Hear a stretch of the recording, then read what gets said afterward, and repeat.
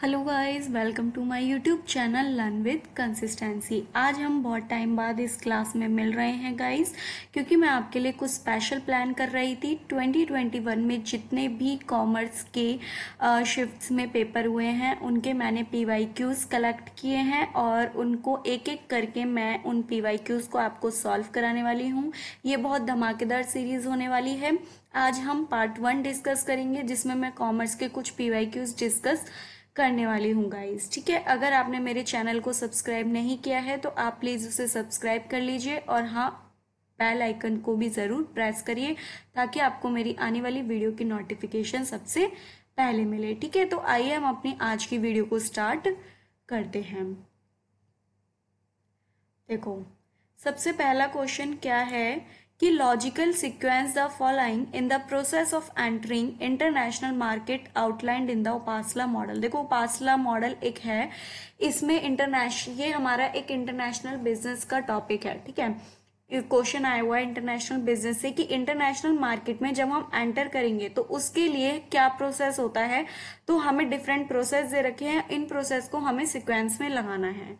ठीक है, देखो, अगर मैं बात करूं तो सबसे पहले क्या दे रखा है, sporadic ad hoc export, foreign production and manufacturing, establishing a foreign sale subsidiary, domestic operations and production, exporting via independent representative. देखो, सबसे पहले क्या आएगा, डोमेस्टिक ऑपरेशन एंड प्रोडक्शन। अगर आप ये सारे स्टेप एक बार पढ़ोगे तो आपको पता लग जाएगा कि सबसे पहले कोई भी कंपनी या कोई भी बिजनेस जब इंटरनेशनल मार्केट में एंटर करने की बात करती है तो सबसे पहले वो अपने डोमेस्टिक ऑपरेशंस पे ध्यान देती है। ठीक है, तो डी सबसे पहले आएगा। तो अगर आप ऑप्शंस में देखो तो सबसे पहले डी कौन से ऑप्शन में आ रहा है, थर्ड में, तो ये ऑलरेडी बन गया आपका क्वेश्चन। ठीक है, आपको और ऑप्शंस देखने की जरूरत ही नहीं है, फिर भी हम एक बार पढ़ लेते हैं डी के बाद ए। ठीक है, कि पहले अपनी डोमेस्टिक ऑपरेशंस पे ध्यान देगा, फिर उसके बाद वो एक्सपोर्ट करना स्टार्ट कर देगा। ठीक है, फिर आ जाता है ई, उस अब क्या है कि एक्सपोर्ट करेगा वो एक इंडिपेंडेंट रिप्रेजेंटेटिव के थ्रू। ठीक है, फिर आ जाता है सी, जिसमें वो एक फॉरेन सेल सब्सिडरी एस्टेब्लिश करेगा, मतलब फॉरेन में जाके, और फिर उसके बाद फॉरेन प्रोडक्शन एंड मैन्युफैक्चरिंग करना स्टार्ट कर देगा। ठीक है, तो आई होप गाइज आपको ये क्वेश्चन समझ में आ गया होगा। इन्हें हम ऑप्शन बेस्ड भी बना सकते हैं। ठीक है, तो इसका आंसर क्या हो गया, थर्ड। अब नेक्स्ट क्वेश्चन देखते हैं, characteristics constituting the core of consumer rationality include. ये हमारा मार्केटिंग मैनेजमेंट से है। इसमें क्या बोला है कि ये कुछ हमें कैरेक्टरिस्टिक्स दे रखी हैं जो हमें बतानी है कि कौन सी कंज्यूमर रैशनैलिटी से रिलेट है। ठीक है, अगर हम देखें तो होमोजीनियस एक्सपेक्टेशन, अगर कंज्यूमर की होमोजीनियस होती है, सेम नेचर की एक्सपेक्टेशन है, तो क्या वो रैशनल है? नहीं, तो ए तो नहीं हो सकता। ठीक है, तो ए को आप हटा दीजिए, जिस भी ऑप्शन में ए आ रहा है उन ऑप्शंस को आप कैंसिल कर दीजिए। तो फर्स्ट और थर्ड ऑप्शन तो ऑलरेडी कैंसिल हो गया।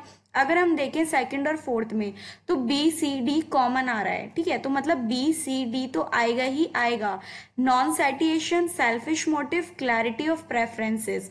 लेकिन इसके साथ साथ एक ये ऑप्शन भी आएगा कि पोजेशन ऑफ इंफॉर्मेशन, कि कंज्यूमर रैशनली कब डिसीजन ले पाएगा, जब उसके पास इंफॉर्मेशन हो। ठीक है, तो बी सी डी ई, इसका आंसर क्या हो गया, बी सी डी ई, तो फोर्थ इसका ऑप्शन है। ठीक है, देखो नेक्स्ट क्वेश्चन है हमारा, विच of the following rules stand true while preparing schedule of changes in working capital. Guys देखो, अगर आपको पता हो तो जब भी हम कैश इनफ्लो और कैश आउटफ्लो की बात करते हैं तो हम कैश फ्लो स्टेटमेंट बनाते हैं। ठीक है, लेकिन जब हम वर्किंग कैपिटल की बात करते हैं तो उसके लिए कौन सी स्टेटमेंट बनती है, फंड फ्लो स्टेटमेंट बनती है। लेकिन फंड फ्लो स्टेटमेंट हम डायरेक्ट नहीं बनाते, उसके लिए हमें एक प्रोसेस अप्लाई करना होता है। सबसे पहले हम schedule of changes in working capital बनाते हैं, उसके बाद हम फंड फ्रॉम ऑपरेशन बनाते हैं और फिर हम फंड फ्लो स्टेटमेंट बनाते हैं। ठीक है, इसमें बोला है कि इनमें से कौन सा रूल ट्रू है जब भी हम schedule of changes in working capital की बात करते हैं। गाइस देखो, वर्किंग कैपिटल निकालने का फॉर्मूला होता है capital assets minus current liabilities. ठीक है, तो इसमें दो ही चीजों पे फोकस किया जाता है। अब इसमें क्या बोला है कि वर्किंग कैपिटल कब इंक्रीज होगी, वर्किंग कैपिटल इंक्रीज कब होगी, जब करंट असेट्स इंक्रीज होंगी और करंट लायबिलिटीज डिक्रीज होंगी। ठीक है, और वर्किंग कैपिटल डिक्रीज कब होगी, जब करंट असेट्स डिक्रीज होंगी और करंट लायबिलिटीज इंक्रीज होंगी। तो इसमें बोला है कि an increase in current assets increasing working capital. बिल्कुल सही बोला है कि करंट असेट्स, अगर करंट असेट्स में इंक्रीज हो रहा है तो वर्किंग कैपिटल भी इंक्रीज हो रही है, तो ए तो आएगा ही आएगा, ठीक है। नेक्स्ट क्या बोला है, an increase in current assets decreasing working capital, नहीं ये गलत है, ठीक है। फिर क्या बोला है कि an increase in current liabilities decreases working capital, अगर करंट लाइबिलिटीज में इंक्रीमेंट होता है तो उससे हमारी वर्किंग कैपिटल डिक्रीज हो जाती है, बिल्कुल सही है। An increase in current liabilities increases working capital, कि अगर करंट लाइबिलिटीज हमारी बढ़ रही हैं तो वर्किंग कैपिटल भी बढ़ रही है, नहीं ये गलत है। तो हमारी कौन सी स्टेटमेंट दो सही है, ए और सी वाली, ठीक है। तो फर्स्ट ऑप्शन हमारा क्या है, राइट आंसर है, ओके। अब देखो क्वेश्चन 4 क्या बोला है, according to the theory of dividend the firm should follow its investment policy of accepting all positive NPV projects and paying out dividend if and only if funds are available. देखो हमारे पास dividend की 3 theory होती है, Walter model, Gordon model और MM model, ठीक है। इसमें क्या बोला है कि हमारे पास कुछ इन्वेस्टमेंट प्रोजेक्ट्स हैं, ठीक है। अगर उनमें से सपोज हमें उनमें से ऐसे प्रोजेक्ट्स को हमने सेलेक्ट कर लिया जिनका एनपीवी क्या है, पॉजिटिव आ रहा है, ऐसे प्रोजेक्ट्स को हमने सेलेक्ट कर लिया जिनका एनपीवी क्या आ रहा है, पॉजिटिव आ रहा है, ठीक है। तो हम डिविडेंड देने की बजाय हमने क्या कर दिया, उन प्रोजेक्ट्स में इन्वेस्ट कर दिया, लेकिन डिविडेंड हम तब देंगे जब हमारे पास फंड्स अवेलेबल होंगे, ठीक है। तो इनमें से कौन सी थ्योरी है डिविडेंड की जो इस रूल को क्या करती है, फॉलो करती है। देखो बर्ड इन हैंड थ्योरी, ये हमारी हो गया गॉर्डन मॉडल, कौन सा मॉडल हो गया, गॉर्डन मॉडल हो गया, इसमें इन्वेस्टमेंट की बात नहीं की जाती। फिर दूसरी आ गई इन्वेस्टमेंट रैशनलिटी थ्योरी, इसमें क्या बोला है कि इन्वेस्टर रैशनलिटी, इसमें इन्वेस्टर का रैशनल डिसीजन कहाँ आ रहा है, क्योंकि उसे तो डिविडेंड मिल नहीं रहा, डिविडेंड तब मिलेगा जब उस कंपनी के पास फंड्स अवेलेबल होंगे। फिर आ रही है 100% रिटेंशन थ्योरी। देखो 100% रिटेंशन थ्योरी का मतलब क्या है कि कंपनी की मतलब कंपनी सारा का सारा क्या कर रही है, रिटेन कर रही है, डिविडेंड नहीं दे रही है, लेकिन इसमें तो ऐसा नहीं बोला, ठीक है। रेसिडुअल थ्योरी में क्या बोला है कि अब होती है हमारी रेसिडुअल थ्योरी, जिसमें क्या होता है कि अगर हमारे पास इन्वेस्टमेंट अपॉर्चुनिटीज अवेलेबल हैं और उससे हमें ज्यादा रिटर्न मिल रहे हैं तो हम उसमें पैसा इन्वेस्ट कर देंगे, लेकिन अगर हमारे पास साइड बाय साइड फंड्स भी अवेलेबल होंगे तो हम डिविडेंड पे कर देंगे। तो इसका आंसर क्या हो गया, रेसिडुअल थ्योरी, ठीक है। तो ये 4th ऑप्शन इसका आंसर है।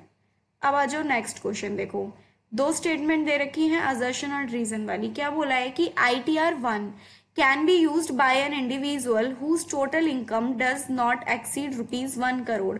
क्या बोला है कि ITR1 वही इंडिविजुअल यूज कर सकते हैं जिनकी टोटल इनकम 1 करोड़ से ज्यादा नहीं है, बिल्कुल गलत स्टेटमेंट है, क्योंकि ITR1 वही इंडिविजुअल यूज कर सकते हैं जिनकी टोटल इनकम कितनी है, 50 लाख, ना कि 1 करोड़, ठीक है, 50 लाख है ना।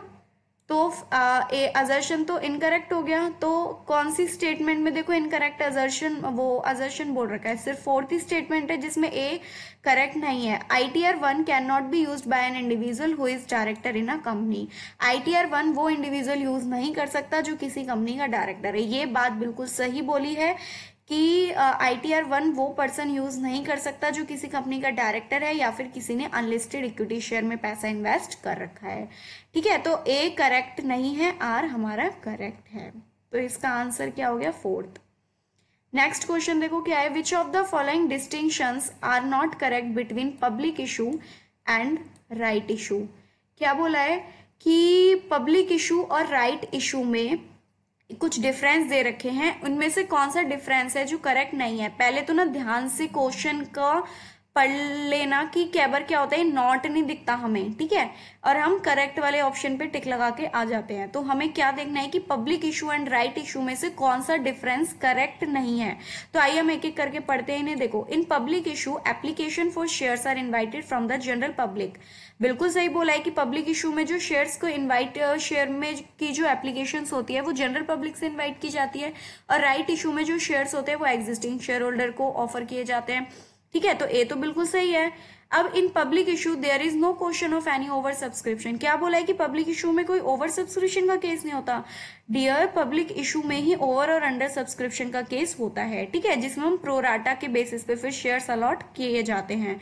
और राइट इशू में शेयर्स अंडर सब्सक्राइब और ओवर सब्सक्राइब होते हैं, नहीं। तो ये वाला जो डिफरेंस है वो क्या दे रखा है, गलत दे रखा है। तो इसका मतलब क्या हो गया, बी ऑप्शन तो आएगा ही आएगा। अब आप सारे ऑप्शंस में सारे उसमें ऑप्शंस में चेक करो तो बी ऑप्शन सिर्फ एक ही पॉइंट में आ रहा है, ठीक है, फर्स्ट में, तो इसका आंसर क्या होगा, 1 होगा। लेकिन फिर भी हम सी और डी पढ़ लेते हैं। The price of public issue is generally less than the market price, की जो प्राइस होते हैं पब्लिक इशू के वो मार्केट प्राइस से कम होते हैं, ठीक है। और राइट इशू में जो प्राइस होते हैं वो डेलिबरेटली मतलब जानबूझ के मार्केट प्राइस से कम रखा जाता है, क्योंकि वो एग्जिस्टिंग शेयर होल्डर को शेयर दिए जाते हैं।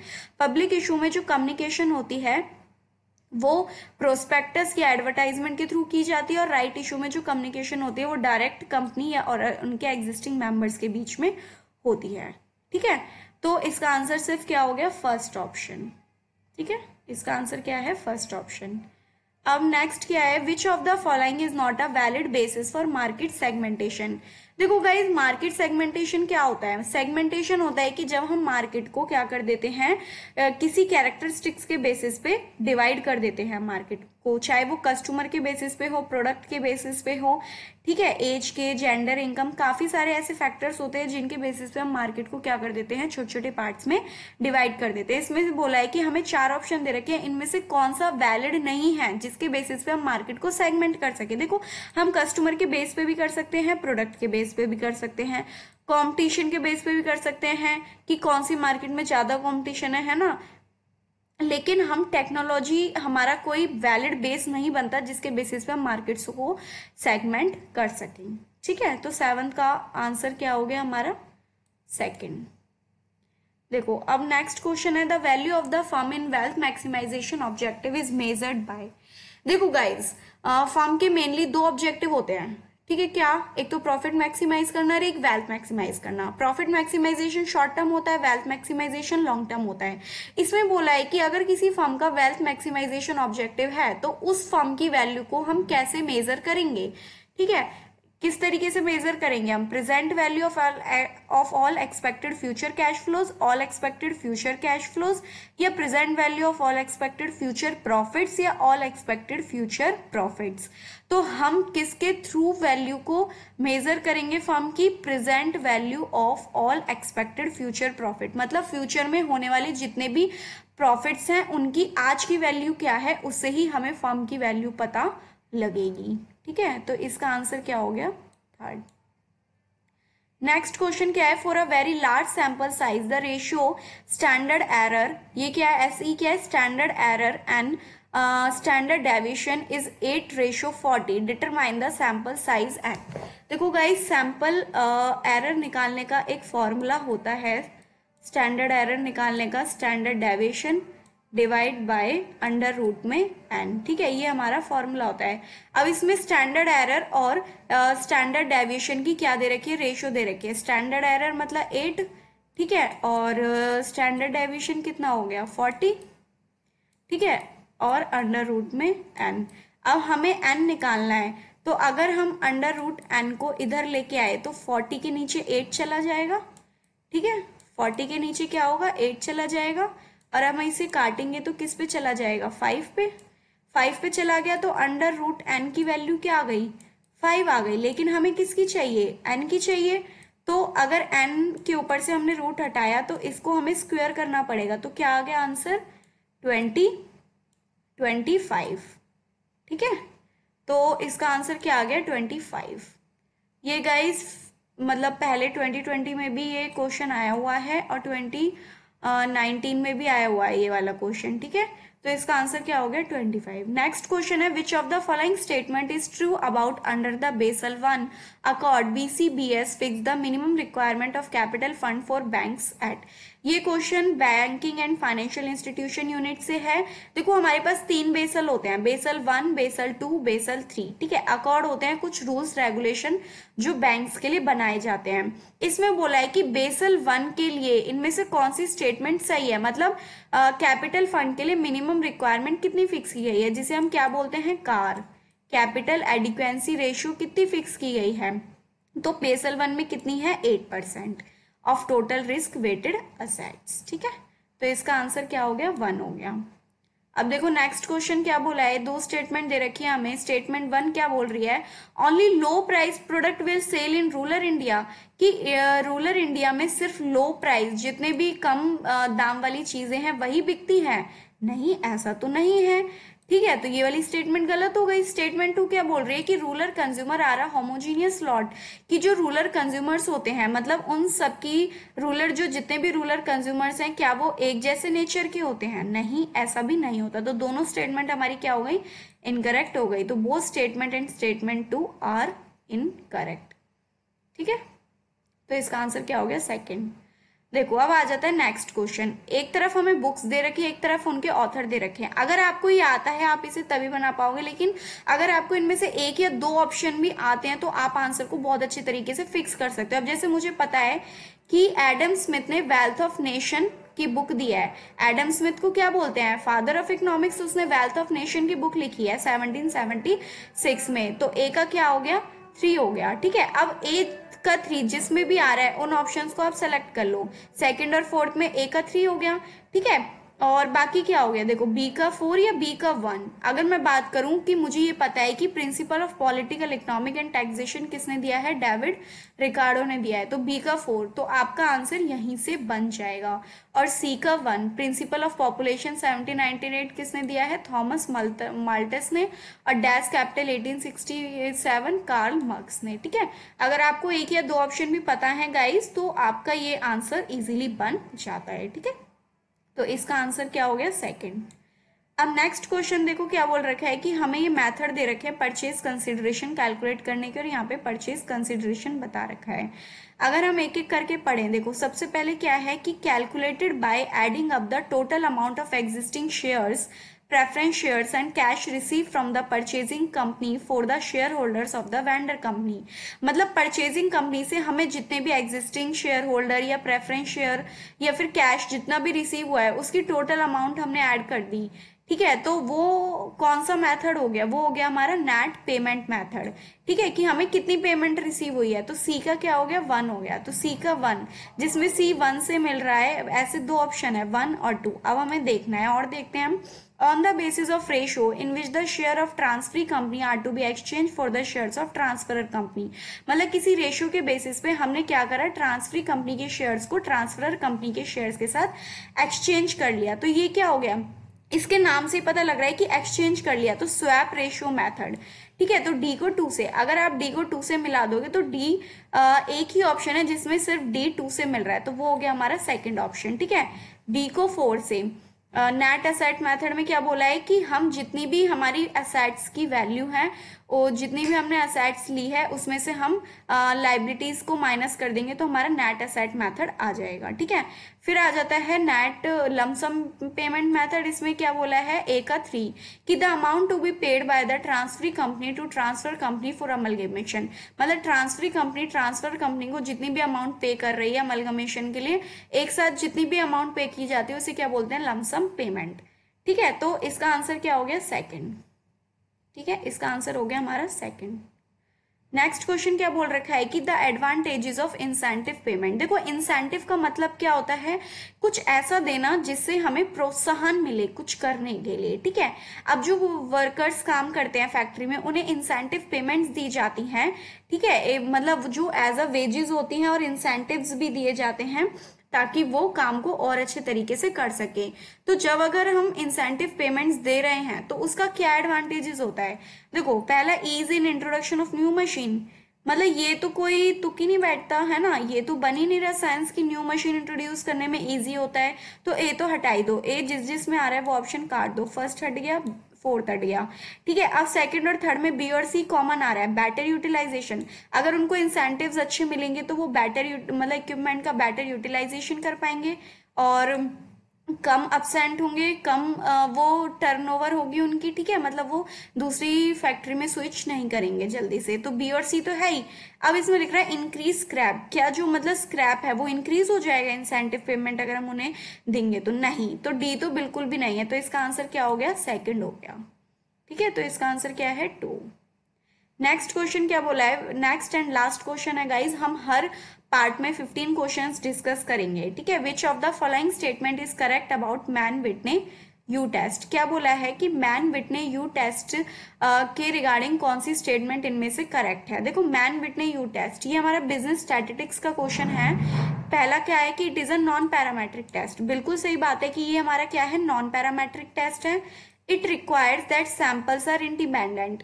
इसमें क्या होता है कि ये टेस्ट हम तभी लगा सकते हैं जब सैंपल्स इंडिपेंडेंट हों। ठीक है, ए भी सही है, बी भी ठीक है। ओके, तो it can be used when population involved are normally distributed. Mann Whitney U test को हम तब यूज करते हैं जब हमारी पॉपुलेशन नॉर्मली डिस्ट्रीब्यूटेड हो। बिल्कुल गलत बोल रखा है। अगर पॉपुलेशन नॉर्मली डिस्ट्रीब्यूटेड होगी तो हम नॉन पैरामेट्रिक टेस्ट नहीं बल्कि पैरामेट्रिक टेस्ट यूज करेंगे। तो सी तो किसी भी हालत में नहीं आएगा। तो सी जिसमें भी आ रहा है उस ऑप्शन को आप डिलीट कर दीजिए। तो सी इसमें आ रहा है, ठीक है, तो ये हमने सेकेंड ऑप्शन डिलीट कर दी। अगर हम देखें तो ए और बी तो आएगा ही आएगा। तो फर्स्ट में आ रहा है ए और बी और फोर्थ में आ रहा है। ठीक है, अब देखना है हमें डी और ई में से कौन सी स्टेटमेंट करेक्ट है। It is use to test the null hypothesis that the two population involved are identical. ये बिल्कुल सही है कि हम मैन विटने यू टेस्ट का जो यूज है वो क्यों करते हैं, नल हाइपोथेसिस को टेस्ट करने के लिए कि टू पॉपुलेशंस में से जो हमने सैंपल्स ड्रॉ करे हैं वो सेम है या नहीं है। ठीक है, ई क्या बोला है कि it is always a two tailed test. नहीं, ऐसा तो नहीं है कि हमेशा टू टेल्ड ही होता है, वन टेल्ड भी हो सकता है। तो ई तो नहीं आएगा। तो ये वाली स्टेटमेंट भी गई और थर्ड वाली भी गई। सिर्फ हमारे पास कौन सी बची, फर्स्ट। तो इसका आंसर क्या है, 1। ठीक है, आई होप गाइज आपको मेरी ये वाली सीरीज पसंद आई होगी। इसमें हम 15 क्वेश्चन करके हर पार्ट में कॉमर्स के PYQs जो 2021 में आए हैं उनको डिस्कस करेंगे। ठीक है, अगर आपको मेरी क्लास पसंद आई हो तो प्लीज इसे लाइक शेयर एंड सब्सक्राइब करना ना भूलें। अगली क्लास मैं लेके आऊंगी जिसमें हम कुछ और PYQs को भी डिस्कस करेंगे। Thank you guys.